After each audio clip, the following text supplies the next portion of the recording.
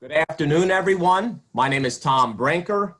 I am the director for the MassMutual Center at the American College for Special Needs Planning.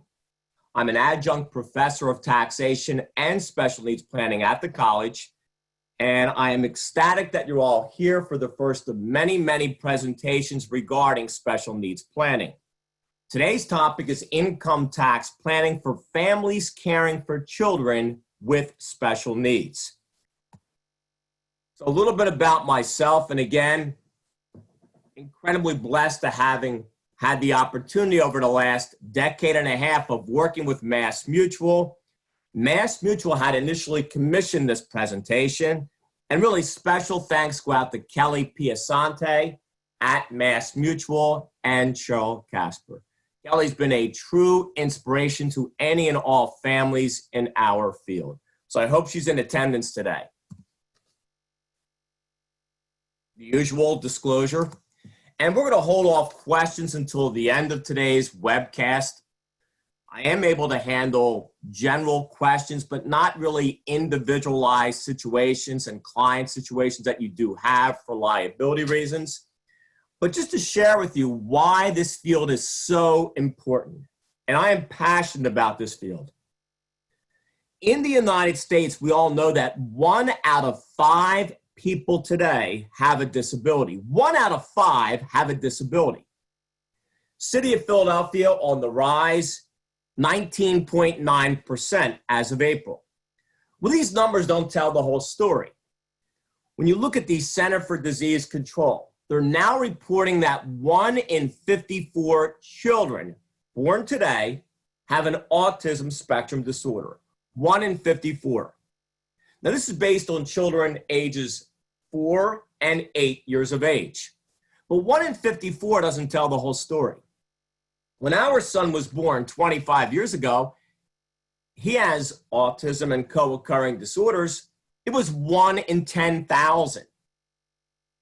But if you look at the trajectory, just 2 years ago, the CDC reported 1 in 59. 2 and 4 years before that, 1 in 68. 2 years before that, 1 in 88. 14 years ago, 1 in 150. So when you look at these numbers, 1 in 54 is a national average, but as my dear friend Kelly Piasante will share, New Jersey, it's 1 out of 32. Colorado, 1 out of 76. In looking at autism, this is simply one type or kind of disability.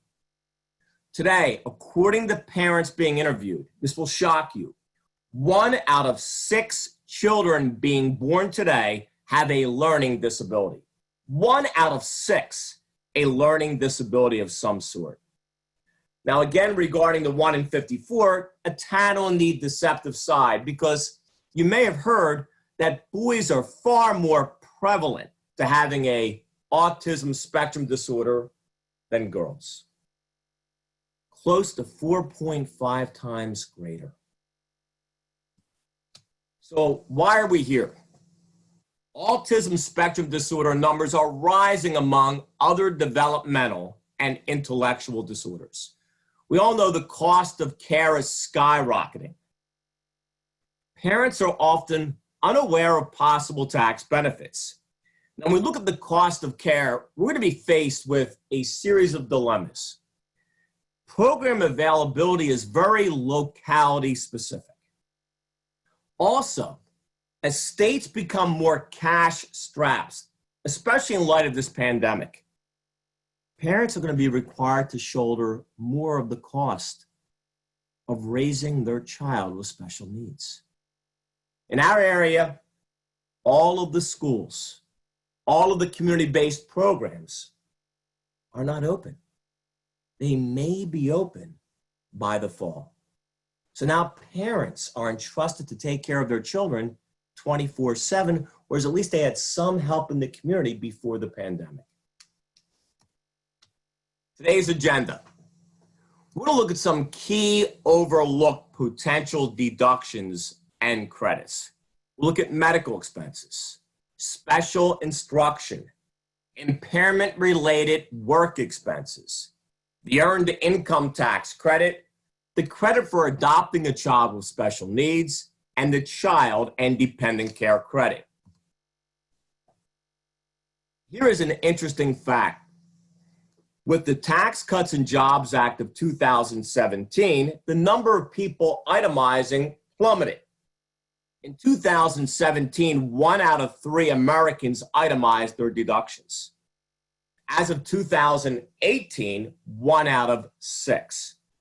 So in essence, the Tax Cuts and Jobs Act of 2017, which really became effective in 2018 for most of these deductions, halved the number of people who now itemize their deductions.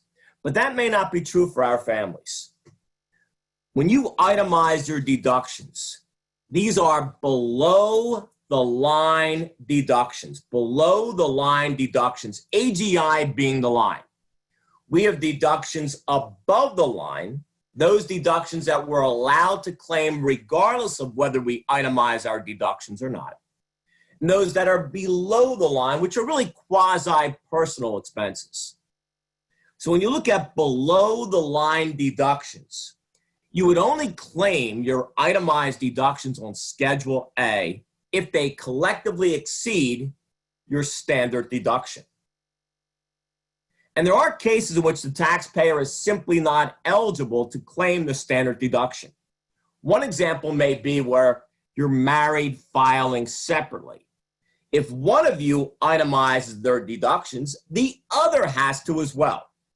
You can't have a case where someone is married filing separately, they're claiming the standard deduction, and the other spouse is itemizing their deductions.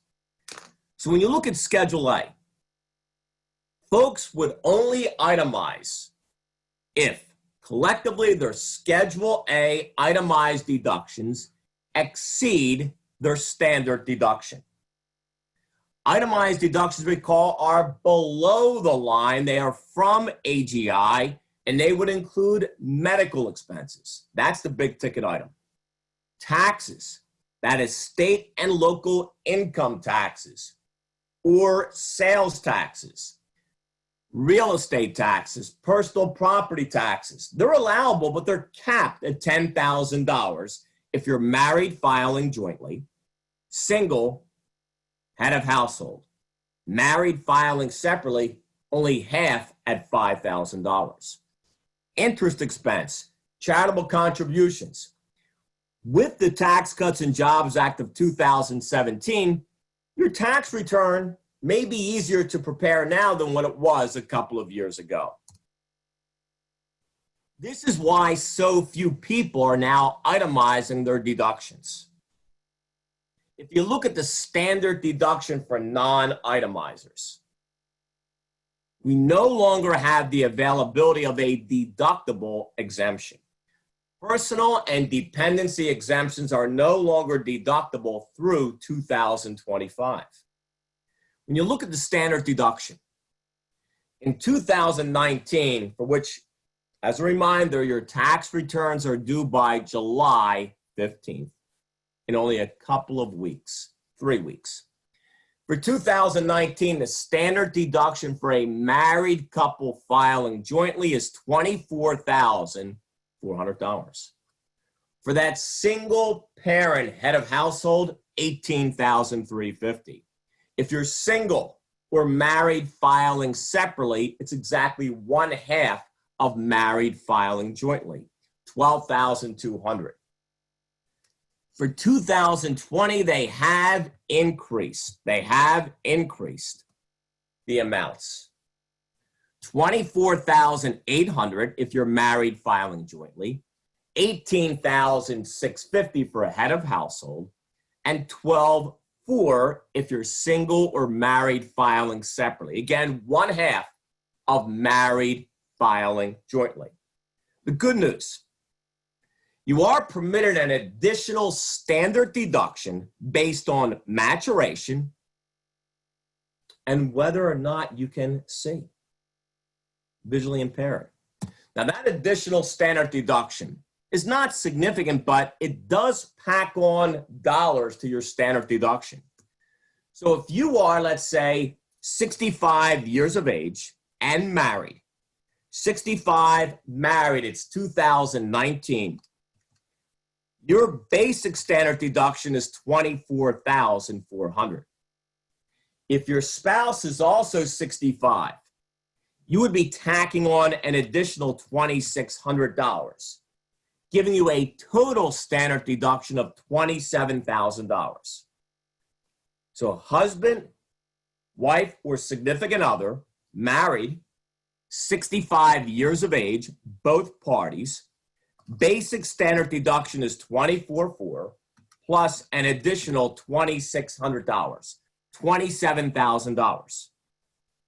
Now, what if you are both, and think about this, let's say for 2020, you're both 65 years of age, and you're both visually impaired. Now, for 2020, the standard deduction has been increased to $24,800.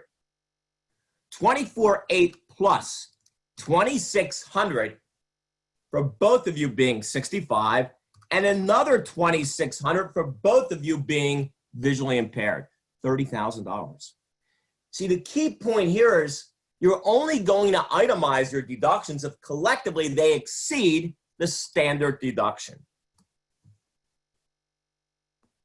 For most of our families, the largest medical expense, or pardon me, largest itemized deduction they have is their medical expenses. So who can claim the medical expense deduction? A taxpayer may deduct expenses paid for him or herself, spouse, and dependents. Medical expenses for children of divorced parents are deductible by the parent who pays for them, regardless of who has the dependency exemption. So for a divorced couple, irregardless of the dependency exemption, the party paying the medical expense claims the unreimbursed medical expense as a deduction. A nice change for 2019 and 20. Eligible expenses, unreimbursed medical expenses are deductible only if they exceed 7.5% of your AGI for 2019 and 2020. Now that is scheduled to revert back to 10% of AGI in 2021. But with the Taxpayer Certainty and Disaster Tax Relief Act of 2019, signed back on December 20th of 2019, that retroactively restored the 7.5% of AGI threshold for 2019. It was really scheduled to be 10% of AGI for all of 2019. So hypothetically, if your AGI is $100,000 and you have $10,000 in unreimbursed medical expenses, your deduction will be $10,000 minus 7.5% of AGI, $7,500 or $2,500.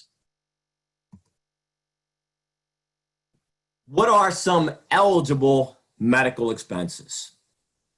Medical expenses include any amount paid for the diagnosis, cure, mitigation, treatment, or prevention of disease, or for the purpose of affecting any structure or function of the body, and transportation primarily for and essential to the above medical care.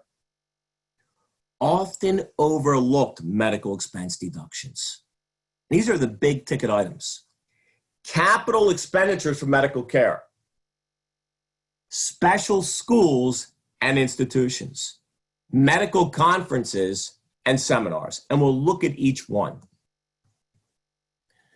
Here's an example of the capital expenditures. And let's take a step back and think about that. A capital expenditure is a big ticket item. As a rule, it is not deductible. When we think about a capital expenditure in our business, we're allowed to depreciate that capital expenditure over time. When we think about a personal capital expenditure, it gets added to the basis of the asset and cannot be immediately deducted. But here we have an exception. permanent improvements made to the taxpayer's residence or office may provide you with a medical expense deduction. A deduction is permitted to the extent the medical cost for the improvement exceeds the increase in the home's fair market value. So to the extent that what you expend exceeds any increase in the home's fair market value, it is the excess which is deductible as a medical expense. And where might you see this? How about a family installing an elevator in their home? A therapeutic swimming pool? If it doesn't increase the fair market value of the home, the entire amount is deductible as a medical expense. Now, again, you have to subtract the 7.5% of AGI when you tally up all of your unreimbursed medical expenses. So look at the example here. A physician recommends central air conditioning for a patient suffering from a respiratory illness. The cost of installing an air conditioning system, $15,000. The fair market value of the home increases as a result of the new central air conditioning system by $6,000. So the dollar amount that qualifies as a medical expense would be $9,000 plus the incremental increase in the cost of your utility bills. That would be a valid medical expense as well. So if your utility bill increases by $100 a month as a result of the central air conditioning system, you may have an additional $1,200 deduction per year. Expenditures to remove structural barriers of the home of someone with physical disabilities. Expenditures to remove structural barriers of the home of someone with a physical disability. Here the IRS has ruled, when you are accommodating that individual with a physical disability, the home's fair market value does not increase. As a result, with no fair market value increase, the entire amount of what you expend is deductible. Less, again, the 7.5% of AGI. Look at the examples. Incurred costs that may be deducted as a medical expense before applying that 7.5% of AGI limitation. Constructing an entrance ramp. And let's face it, that is not going to increase the fair market value of your home.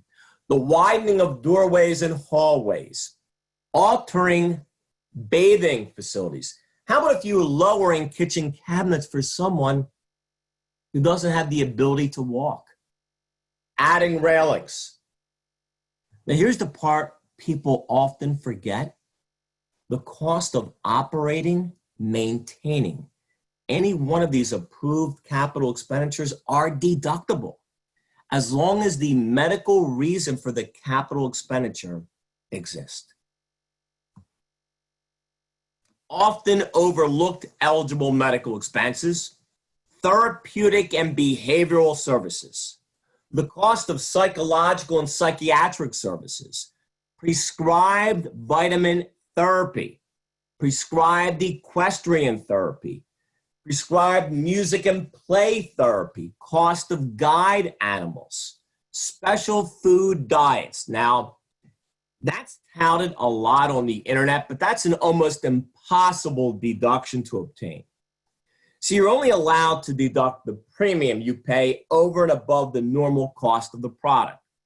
And where you may see that occur is with children and adults who have a gluten and casein-free diet.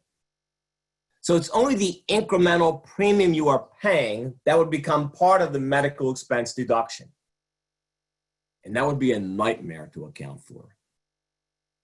Special schools and institutions. Medical conferences and seminars. Okay, let's take a look at special schools. This is a key medical expense deduction. A special school may offer a standardized educational curriculum. However, the education being provided must be incidental to enabling the student to compensate for or overcome a handicap. The nature of the services provided by an institution determine medical expense eligibility. The bottom line, if your child is going to a special school, the feds want to know, is the reasoning primarily medical, behavioral?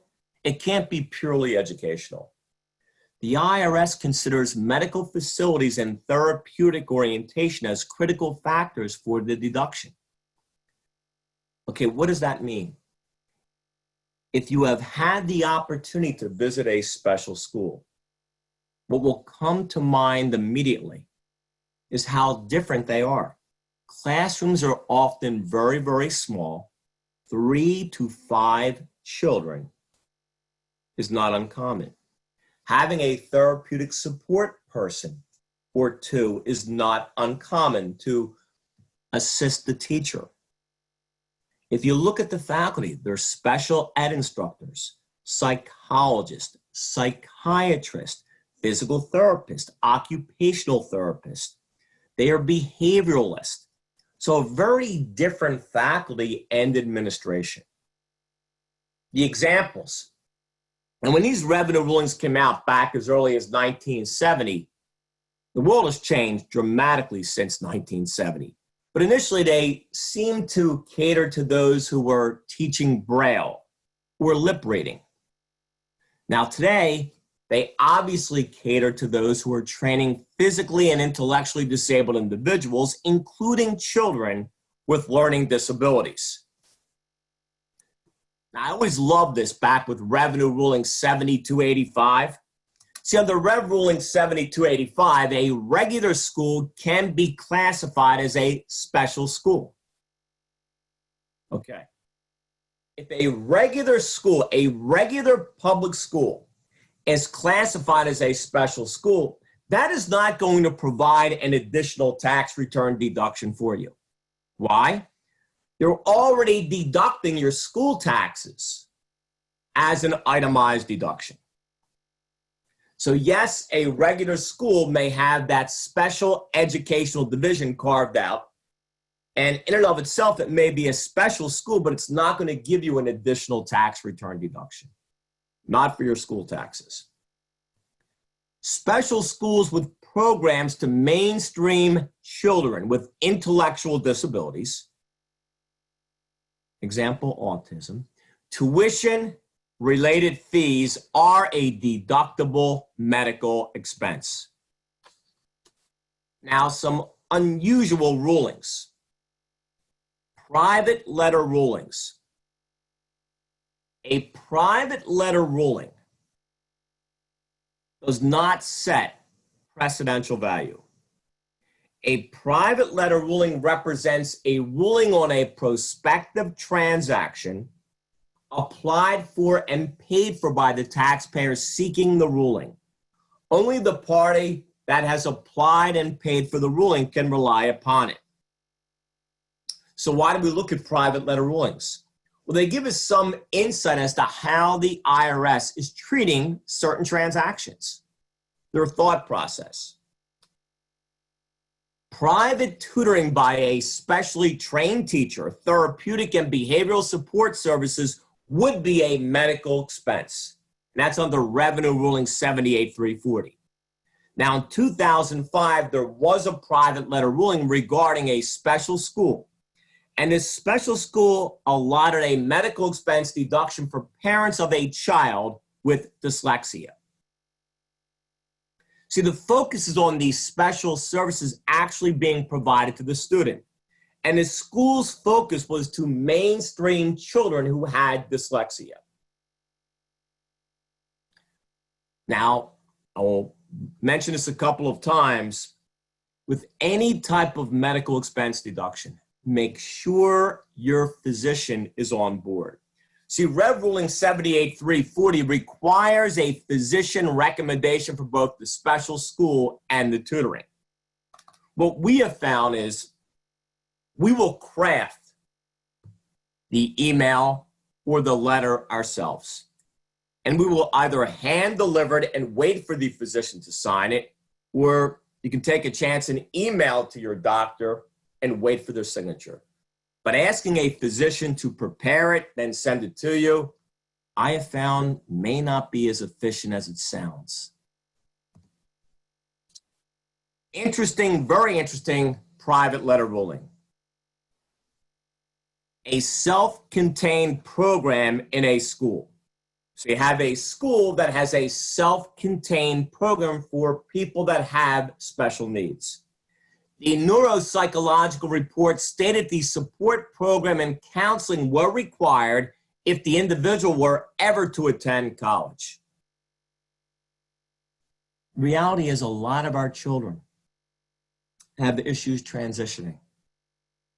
And can you only imagine for a lot of adults with intellectual disabilities, how hard it has been in going from a structured environment in a community-based program to having no structure, having no program. What intrigued me about this private letter ruling was this school had a population all over the place. They had low to gifted IQs. They had incredibly talented and bright students in certain areas. And they had children with various learning disorders and autism spectrum disorders. Why is this private letter ruling unique? Because the IRS acknowledged that a school can be special for one student generating a medical expense deduction and not another. When you look at special schools, I want you to think of them as a hospital in terms of what can be deducted. So a special school is treated like a hospital stay by the IRS. If the institution qualifies as a special school, the entire unreimbursed cost of attending is a medical expense. That would include lodging, meals, transportation, incidental educational costs provided by the institution, the cost of supervision, care, treatment, and training of an individual with special needs are also deductible if provided by the institution. Another deduction we often miss. How about medical conferences and seminars? Parents often go to medical conferences and seminars. Now, they're not a trade or business. See, for those of us who specialize or work in this area or any financial planning area, if you're going to that medical conference to enable you to be a more talented financial advisor, it's going to be deductible for you as a trade or business expense. But how about the parent? The IRS allows a medical deduction for both transportation, 20 cents a mile last year, 17 cents a mile this year, and the cost of a medically related seminar under Rev Ruling 2024 if the seminar relates to the dependent's illness, attending a conference has been recommended by the physician. And we all know that the caregivers often bring back the information to the physician. Parents are often teaching a lot of our physicians regarding their child's very individual disability. Meals and lodging, however, are not deductible for the conference. So medical travel and transportation, not a significant deduction here. The cost of transportation to obtain medical care is tax deductible. 17 cents a mile for 2020. For last year, 20 cents a mile. Now, an interesting tidbit. Lodging cost, but not meals, up to $50 per day are deductible for the taxpayer and one additional person if an overnight stay is necessary. Typically, it's a parent accompanying a child to visit a doctor, visit a medical clinic out of state. We're looking at $100 a night maximum. And it's the lesser of that $100 a night, what you're paying for the hotel. Mrs. Smith lives in Boston and takes her child to Philadelphia for medical treatment. The transportational cost for both persons, now if they fly, they can deduct that as a medical expense, train, bus, medical expense, or 17 cents a mile if they drive, plus parking and tolls. And up to $50 per night for each individual is deductible before applying the AGI limitations. Okay, the tax benefit rule. And in a future presentation, we'll go into far more detail about this. The IRS is funny about recoveries. Anytime you recover for that which you previously deducted, that falls under the tax benefit rule. So in a very general term, recoveries are taxable to the extent you benefited by a tax return deduction. What if medical expense deductions are claimed in one year and reimbursed in a later year by insurance or the school district? What frequently happens is that your public school cannot accommodate your child with special needs. They try, but they simply cannot accommodate your child. Now, every child is entitled to an appropriate level of education. So now mom and dad pull their child out of the public school system. They place their child in a special school, which can be incredibly expensive. I've had families paying over $100,000 a year for elementary school, special school. So you're pulling your child out of the public school system. Your child is now attending a special school. Not uncommon for mom and dad to be out of pocket that special school's tuition and fees for at least 1 year. Then the township reimburses you for that special schooling. So what happens when they reimburse you? Report the reimbursement as income to the extent of the medical expense deduction claimed in the earlier year. The income is reported on your Form 1040, transferred from Form 1040 Schedule 1 as other income. Now, this is the part that really stinks. Remember, you'll only claim itemized deductions if collectively they exceed your standard deduction. If you're being reimbursed for a medical expense you claimed on a prior year's tax return, that reimbursement is other income. It's on the face of your tax return, and it increases your AGI. So to the extent we have a timing issue here, the reimbursement, if received in a later year, will increase your AGI, reducing your medical expense deduction on Schedule A for that year. Here are the restrictions, okay? You are to include the refund or reimbursement in income to the extent of the lesser of the prior year's deduction, or the amount by which the prior year's itemized deductions exceed the standard deduction, or the amount of the refund or reimbursement.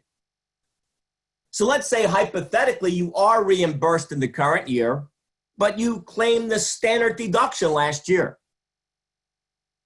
Then nothing would be taxable. Using flexible spending accounts, health savings accounts. That may be dyslexia right there. Eligible expenses are only deductible if they exceed 7.5% of AGI for 2020. We know that. The definition of a medical expense for the flexible spending account and health savings account had coincided with Section 213, which is the code section that defines a medical expense when you itemize your deductions. Now, that's prior to the CARES Act. The CARES Act, passed back in March, now allows individuals enrolled in these pre-tax accounts to pay for over-the-counter drugs and medicines without a prescription. Now we're going back to pre-2011 law. So over-the-counter drugs and medicines are now an FSA reimbursable. So why do this? Under healthcare FSAs, pre-tax dollars are set aside for medical, dental, and vision expenses for the taxpayer and dependents. Flexible spending account contributions are not considered federal wages, state wages, nor Social Security wages. As a result, it's reducing federal, state, and Social Security wages, hence taxes. Healthcare FSA contributions are currently limited to $2,750. Now that's indexed annually for inflation. It was $2,700 last year. Now this is something that I've only seen a handful of times in decades. Impairment-related work expenses. Social Security Administration uses this term. When you look at impairment-related work expenses, they can reduce the amount of dollars under the substantial gainful activity category. So to the extent you reduce what you are earning, you can free up more dollars for Social Security disability income or SSI. You've got to remember to reduce what you're earning by these impairment-related work expenses. Now, the IRS will also give you an income tax return deduction. Here, you're entitled to a business deduction in lieu of a medical expense deduction, meaning you bypass the 7.5% of AGI limitation for attendant care services at the place of employment. I know this will upset you, but the code still uses the term handicapped. Handicapped individuals are defined as those having a physical or mental disability.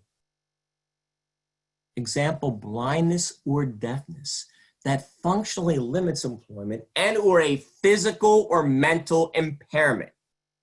Example, impaired sight or hearing that substantially limits one or more major life activities such as performing manual tasks, walking, speaking, breathing, learning, or working. Now, for those looking for the citation, it is Section 67D and Section 190B3. So how do we define this impairment-related work expense? It's an ordinary and necessary business expense that is necessary for you to satisfactorily perform your work. Maybe you need a special chair to help you perform your administrative task and your employer will not pay for it. Maybe you need special lighting, a device that helps you answer the phones. For goods and services not required or used other than incidentally in your personal activities and not specifically covered under any other income tax law. Now, this is one of the most difficult deductions to find on your tax return. It's an itemized deduction.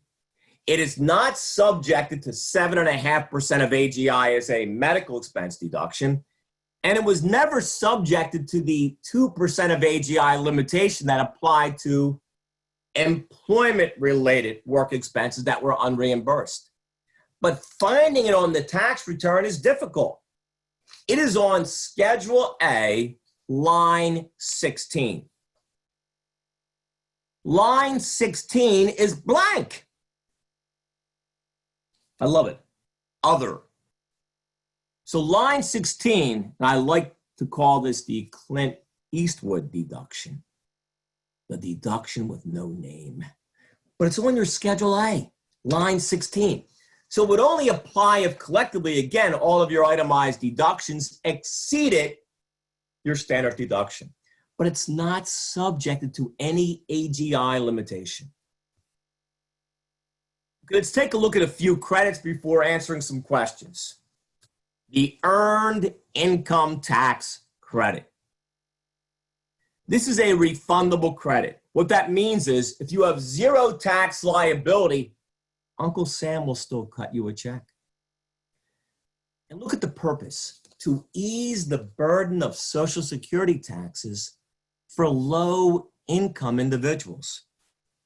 There was a study by Columbia University many years ago, and the study concluded that for the majority of Americans, the income tax wasn't really the burden, it was Social Security taxes. See, recall, if you earn $10,000 a year, you're paying 7.65%, $765 in Social Security taxes. Well, if you're earning $10,000 a year, you're not paying income taxes. You're only paying Social Security taxes. In fact, depending upon where you look online, you're going to find that roughly 50%, 51% of Americans even pay income taxes. So close to half aren't paying income taxes, but they're paying Social Security taxes. The credit is computed by multiplying earned income times a percentage, which varies depending on the number of your qualifying children. We use that same definition of a qualifying child they use for a dependency exemption. The credit is phased out at relatively low levels of AGI. It's completely phased out around 47, I love it, around. It's phased out at 47,646. For taxpayers married filing jointly with one qualifying child, now the credit is not allowed if you have investment income exceeding $3,650. Now that's not insignificant. $3,650, if that were in a CD or a savings account, that would be well over $300,000. The maximum earned income tax credit for 2020, $538 with no children, $35.84 with one child, $59.20 for two children, three or more, $6,660. The credit for adoption expenses. We always like to look at this credit because it is the largest single credit we have under our individual income tax laws. $14,300. Now that's per eligible child under the age of 18 for qualifying adoption expenses. Now, our government is willing to give you the entire $14,300 if you are adopting a child with special needs. So you're entitled to the entire $14,300 credit if you are adopting a child with special needs. Now, the child must be a U.S. citizen or a resident of the U.S. and one who requires adoption assistance. So the definition, as we'll see in a second, of a special needs child is different under the tax law for the adoption credit than what we currently think of in terms of the medical definition. An eligible child is an individual who is under the age of 18 or who is physically or mentally incapable of self-care. So if you are adopting a child and he or she does not fall under the definition of a special needs child, you would have to expend at least $14,300 to receive the credit of $14,300. But when you're adopting a child with special needs, you don't have to spend a penny in order to receive the credit. Qualified expenses are legal fees, court costs, other related costs with regard to a legal adoption. What if the credit, because of its sheer enormity, exceeds my tax liability? You can carry over the excess credit for up to 5 years. Now, there is a phase out. The phase out begins, it's pretty high, $214,520. So if your AGI is below that, and it's the same AGI regardless of your filing status. If your AGI is below that, you're entitled to the full credit. If your AGI exceeds that 214,520, there's a $40,000 phase-out range. At 254,520, you're not entitled to the credit at all. Okay, when can you claim the credit? When you are talking about a child having special needs, as well as foreign adoptions, the credit is claimed in the year the adoption becomes finalized, regardless of the actual expenses paid or incurred in the year the adoption becomes final. So you have to wait until the year the adoption becomes finalized. Now, if you are adopting a non-special needs individual for tax years in which the adoption becomes final, and in years thereafter, the credit is claimed for expenses paid for that year. For years in which the adoption is not finalized, expenses are claimed for the credit for the year following the year or expense, even if the adoption never becomes final. So for a non-special needs adoption, typically you would claim the credit in the year after the expenses are incurred, unless the adoption becomes final. Just a quick look at the definition of who a child with special needs is. It is determined by the state. It's a child that should not or cannot be returned to the home of his or her parents, is a citizen or resident of the United States, has a specific factor or condition making it reasonable to conclude that the child cannot be placed with adoptive parents unless assistance is provided. You see this with the foster to adopt programs. Final credit today, the Child and Dependent Care Credit. This is available for employment-related expenses related to the care of a dependent for which the taxpayer maintains a household. So who is a qualifying dependent for this test? Your qualifying children under the age of 13, individuals who are physically or mentally incapable of self-care and qualifying as your dependent. That could be your son or daughter who happens to have Asperger syndrome and is 27 years of age.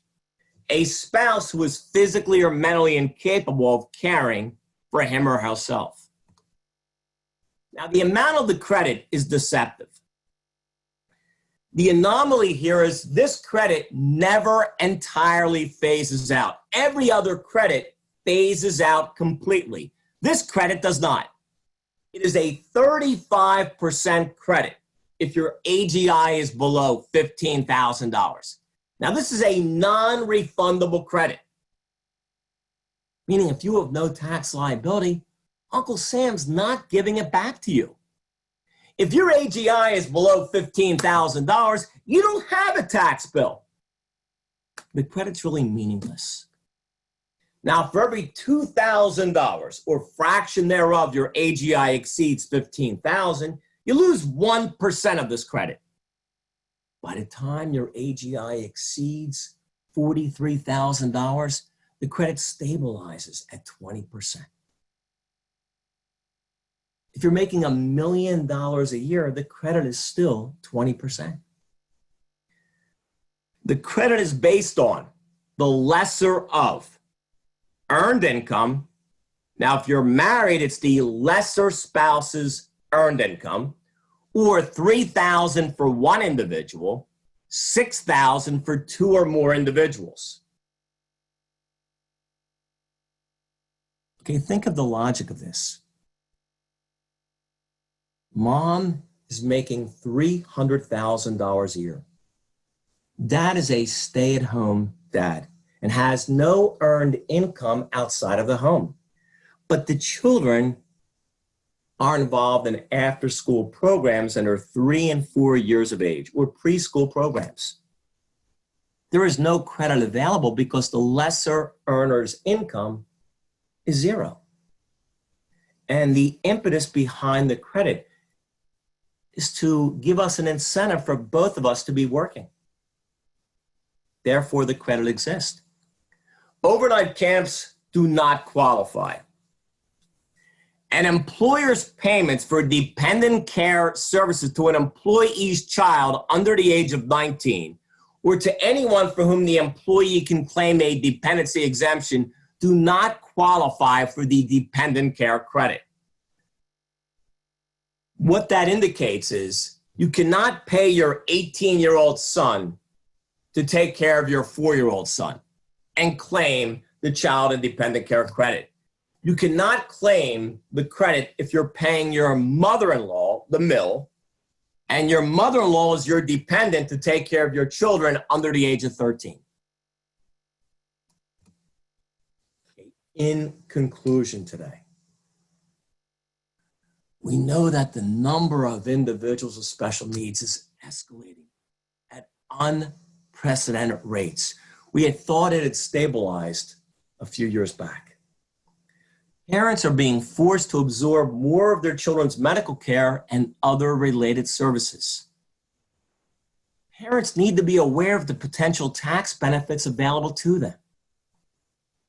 For additional information, speak with your special needs planner. We offer a chartered special needs planning designation, a 3-course program that will touch upon not only the income tax issues, but how about public benefits like SSI and SSDI, special needs trust, the educational process, what happens to our children at different age groups, what are the employment opportunities, housing issues. So I liken our designation here at the college to a concentration within the MBA program. So it's really a fantastic way to learn more about our community. And again, I want to give a special shout out to MassMutual again for sponsoring our center and being good friends of the college and myself over the last 15, 20 years. So I'll be happy to answer any questions I can. See if I locate them. You have a lot of questions. Let me see if I can answer some of these.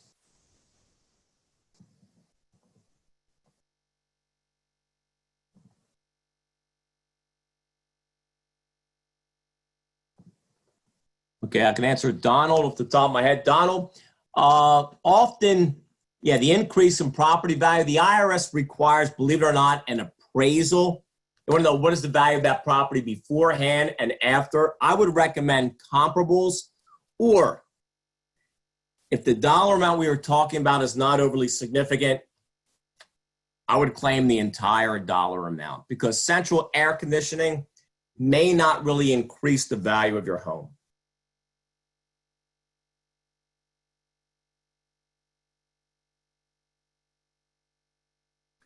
And Roberto, if your dependent passed away in February of 2019 and met all of the other tests for qualifying as a dependent, they would still be your dependent. Even if someone is born on December 31st, they would still be your dependent. Now, mind you, there's no longer a dollar amount deduction for that. And yes, Roberto, I would want to have my doctor confirm that that individual is visually impaired. Not that you need to attach it to your tax return, but keep it in case the IRS inquires. Far better to have it than claim that additional standard deduction and not have that. And Barbara, yes, you typically would need an appraisal. I've seen people claim this without an appraisal because the dollar amount was not significant. But if you're spending $100,000, getting an appraisal from a local realtor, just showing the value before and after would be helpful. Tom, regrettably, there is no group like the Academy of Special Needs Planners or the Alliance. I think the best way often to find even accountants that work in this area, and I'm a CPA, is throughout the community. In our community, I am the only CPA, and I work with about 65 to 75 families throughout the country that have children and adults with special needs. I am very glad you passed the exam. You're in my HS 377. Thank you.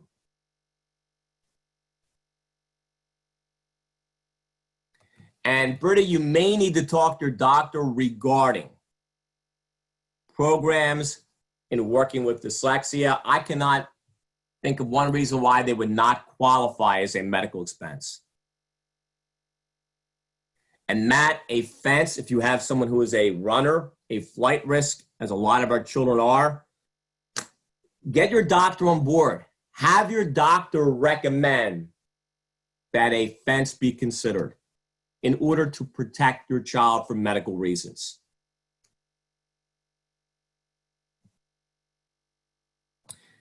And Rita, I think our final question, what is the amount that a person receiving SSI can earn without losing benefits? Okay, with SSI, right, the maximum you can earn is going to be, you're going to love this. Work out the math here. This is going to make you upset. $85 a month. And I recommend that people volunteer. The first $20 of what you receive every month from any source does not work against you for SSI. The first $65 of earnings do not reduce your SSI. So the maximum you can receive in unearned income is 20, earned income is 65. If you earn more than 65, you lose 50 cents on the dollar against that, which means for every dollar over 65, you lose 50 cents of your SSI. And the answer regarding the fence, have your doctor or you write the note indicating that the fence is critical for our son's safety and medical reasons. Our son may be a runner, and we need the fence for simple medical reasons.